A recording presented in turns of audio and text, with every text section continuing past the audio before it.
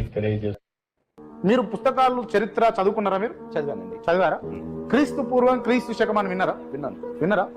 ఎవరిని ఆధారంగా చేసుకొని క్రీస్తు పూర్వం క్రీస్తు శకం అని పెట్టి? ఇప్పుడు క్రీస్తు శకము క్రీస్తు పూర్వం అని ఎవ్వరూ వాడట్లేదండి.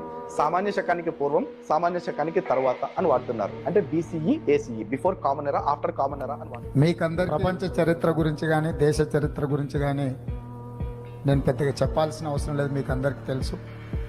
చరిత్రను మనం ఎప్పుడు ప్రస్తావించాల్సి వచ్చిన క్రీస్తు శకము క్రీస్తు పూర్వం అని మనం చర్చించుకో. చాలా మంది దేవుళ్ళు ఉన్నారు, కానీ ఈ రోజు కాలమానాన్ని యేసు ప్రభువుతోనే చేస్తున్నారంటే అది యేసు ప్రభువుకుంటే ప్రత్యేకత అని చెప్పడని మీకు తెలియజేస్తున్నారు. ఎవ్వరికీ దక్కలేదు ఈ గౌరవం, ఎవ్వరికీ దక్కలేదు ఈ గౌరవం, ఆయనకే దక్కిందంటే అది ఒక నమ్మకం, పవిత్రమైన వాస్తవం అని చెప్పి కూడా నేను మీకు తెలియజేస్తున్నాను.